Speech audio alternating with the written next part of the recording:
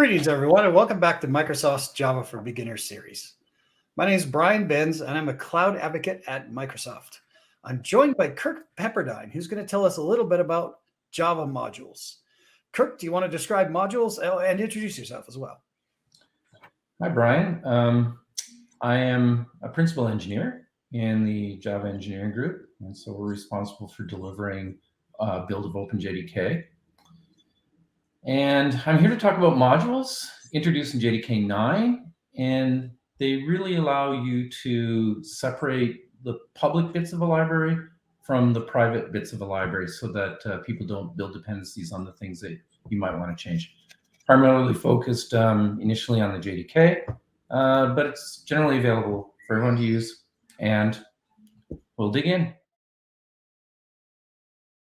The Java Platform Module System is a mechanism by which we can collect artifacts that are related and put them into a bundle, and we can explicitly indicate which parts of this bundle are visible for public use and which parts of the bundle are concealed and the public doesn't have direct access to them.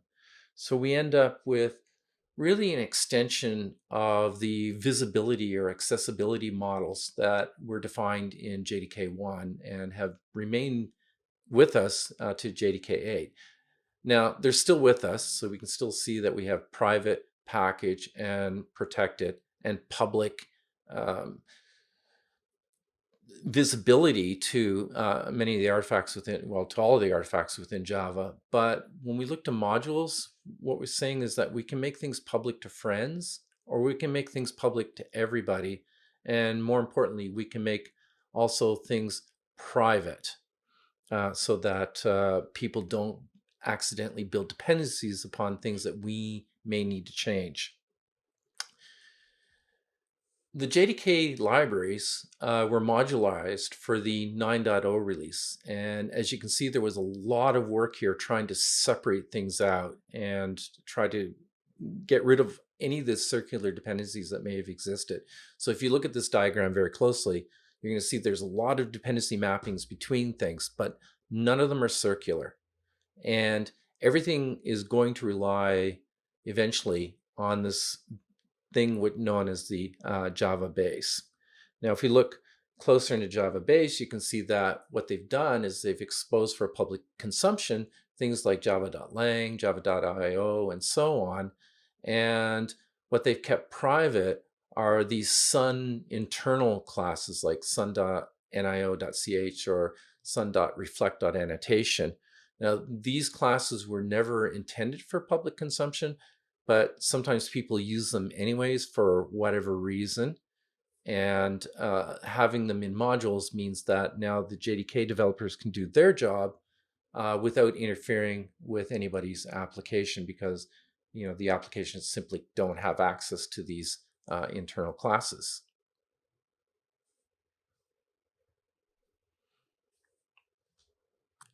Let's use this small example, hello, to explore some of the features of modules. We'll start by looking at the code. Here I have declared a method, which is going to take in a string and concatenate hello to it, and then return that string to the caller. Here in our main method, I'm going to use all of this to say hello to Fred. The first thing we need to do to turn this into a module is provide a module descriptor. So I'm going to just create a new file. The module descriptor goes into a file known as moduleinfo.java, and that has to be in the base package. I'm going to declare a module, give it a name, com.microsoft.hello. And we need to say everything that we're dependent upon. So this is our requires clause in here. And the only thing we're really dependent upon is java.base, but since that's provided with the JDK, it's implied that we have this with us, meaning that we don't have to explicitly state this requirement or this dependency. So we're done. We've created our first module. Now all we need to do is compile it and package it, and then we can use it. So to do that, I'm going to first compile it, Java C -D classes. And we're going to specify now the classes that we want to be compiled. Java com, and there we go. And so we do it again. Hello, main Java modules. Okay, next we're going to jar. And I'm going to create a file. It's going to be in the lib directory. We're going to call it hello.jar. And here I'm going to specify main class. com.micro. You don't have to do this, but it makes it easier to use for the first case we're using it in. Okay, and now we need the rest of the bits to say where the classes actually are, and we're good. Now I can run this in the traditional way because it's just a jar file.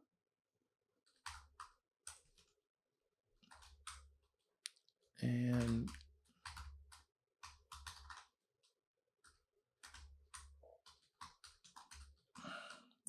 here's our expected result. I can also run it as a module, so I'm going to create the module path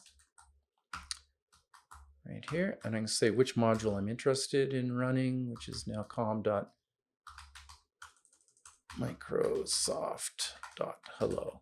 If I hadn't set up the main class in the manifest using the jar command, then I would have had to add extra information here to say which class I wanted to execute out of this module. And there's our expected output.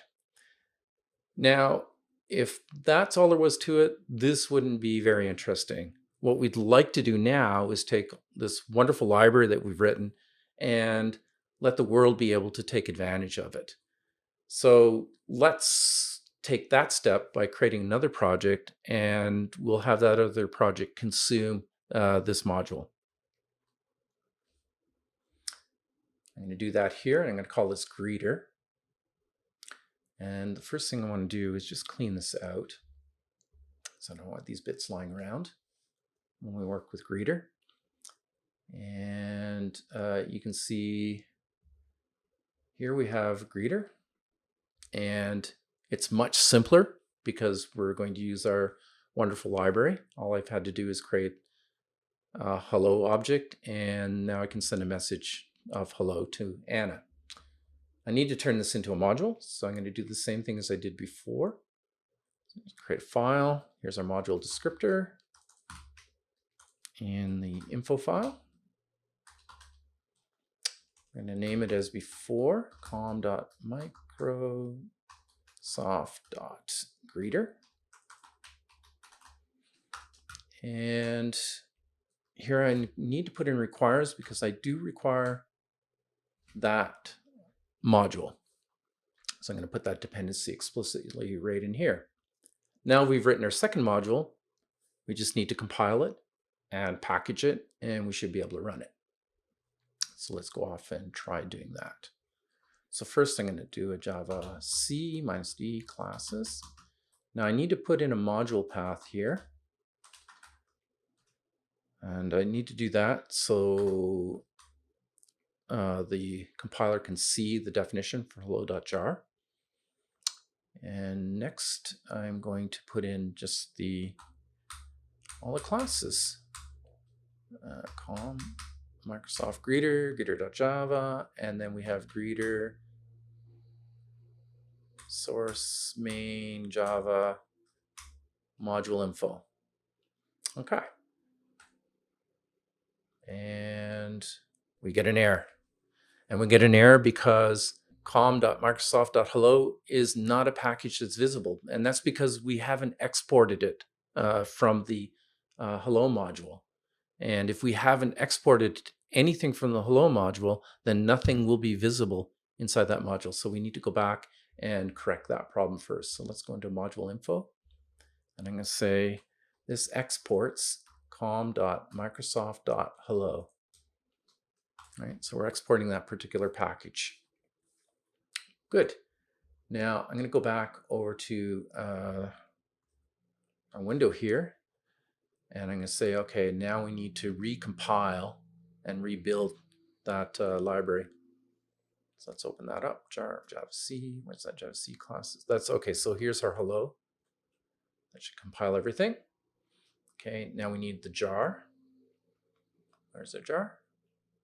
All right. I'm not going to specify the main class this time, so I'm just going to remove that. Main class is gone. Okay. Now we've recreated the jar file. I can go back and Java C the greeter. And so everything is looking good here.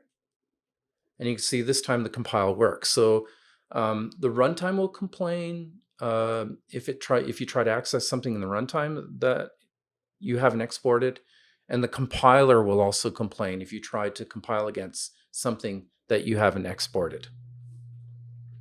Okay, next what I'm going to do is I'm going to package it. So we're going to take a jar, we're going to create a file, which we're going to call a greeter in the lib directory, greeter.jar. And I'm going to this time declare a main class, com.microsoft.greeter. Put in the rest of the bits that we need.